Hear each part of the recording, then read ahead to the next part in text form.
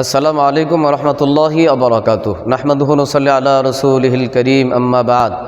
প্রিয় দিনদার ভাই বোনেরা, এক ভাই প্রশ্ন করেছেন, হযরত মাহে রমজানে বেতের নামাজ আমরা জামাতের সাথে পড়ে থাকি, মাহে রমজানের বাহিরে বেতের নামাজ জামাতের সাথে না পড়ার কারণটা কি, জানালে উপকৃত হব।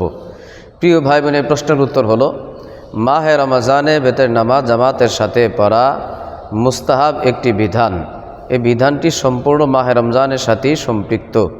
সাহাবায়ে কেরাম রাদিয়াল্লাহু তাআলা আনহুম ও ইজমায়ে উম্মাহ দ্বারা প্রমাণিত, মাহে রমজানে তারাবির নামাজ জামাতের সাথে পড়ার পরে তারাবিহের নামাজের অনুগামী হিসেবে বেতের নামাজ জামাতের সাথে পড়া মুস্তাহাব একটি বিধান।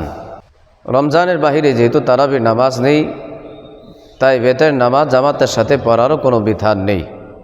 সূত্র ফাতোয়া আলমগীরি 1 নম্বর খণ্ড 116 নং পৃষ্ঠা, হাশিয়াতুত তাহতাফি আলা মারাকিল ফালা 386 নং পৃষ্ঠা, ফাতোয়া শামী 2 নম্বর খণ্ড 48 নং পৃষ্ঠা, আহসানুল ফাতাওয়া 3 নম্বর খণ্ড 455 নং পৃষ্ঠা।